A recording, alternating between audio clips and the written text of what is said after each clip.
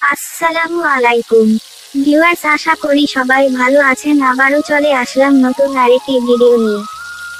বছর ঘুরে আবারও চলে আসলো কোরবানি ঈদ, আর আমরা আল্লাহর সন্তুষ্টির জন্য কোরবানি দিয়ে থাকি। যেহেতু আল্লাহর উদ্দেশ্যে আমরা কোরবানি করে থাকি, তাই কোরবানি পশুর মাংস আমাদের জন্য হালাল করা হয়েছে।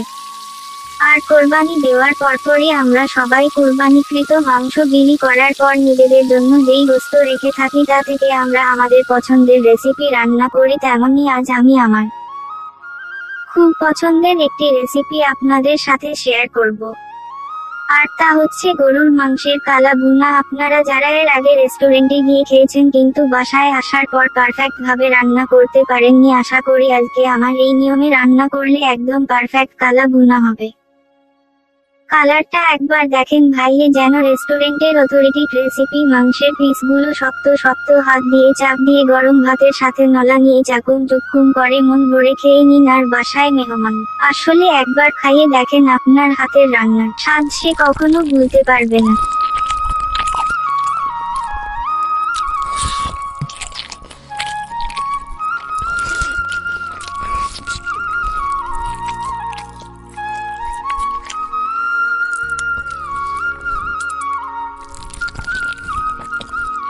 এখানে বিশেষত্ব আরেকটি বিষয় হচ্ছে, এই কালা ভুনার মশলাটি আমি ঘরেই তৈরি করেছি, যা অন্যান্য প্যাকেটজাত মশলা থেকে অনেক বেটার। আপনি যদি আমার মতন ঘরেই তৈরি করতে পারেন এই মশলাটি, তাহলে অরিজিনাল কালা ভুনা মশলার স্মেল পাবেন।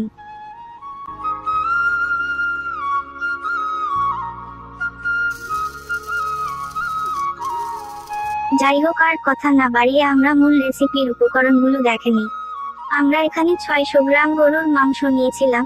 লবণ স্বাদ মতো, হলুদ গুঁড়ো 1 চা চামচ, মরিচ গুঁড়ো 1.5 চা চামচ, ধনে গুঁড়ো 1.5 চা চামচ, জিরার গুঁড়ো 1 চা চামচ, রসুন বাটা 1 চা চামচ, আদা বাটা 2 চা চামচ, 1 চা চামচ গরম মশলার গুঁড়ো, যা আমরা ঘরেই তৈরি করেছিলাম।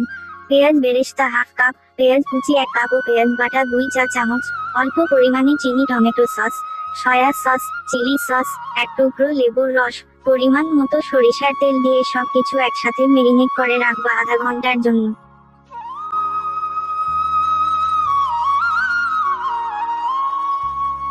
এইবার চুলার উপর গরম তেল দিয়ে পেঁয়াজ কুচি ও কাঁচামরিচ 3 থেকে 4টি দিয়ে কিছুক্ষণ নাড়াচাড়া করে এরপর মেরিনেট করা মাংস ফ্রাই প্যান দিয়ে নাড়াচাড়া করে ঢেকে রাখবো।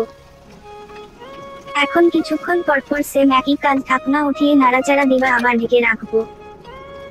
একটা পর্যায়ে যখন মশলাগুলো মাংসের সাথে লেগে আসবে আর তেলগুলো ভেসে উঠবে, তখন ঢাকনা খুলে চুলায় মিডিয়াম আঁচে নাড়াচাড়া করতে থাকবে যতক্ষণ না গরুর মাংসের কালার চেঞ্জ হয়। একটা পর্যায়ে আমরা দেখব মশলাগুলো সব মাংসের সাথে মিশে মোটামুটি কালচে আকার ধারণ করবে, তখন আপনি নামিয়ে পরিবেশন করতে পারেন।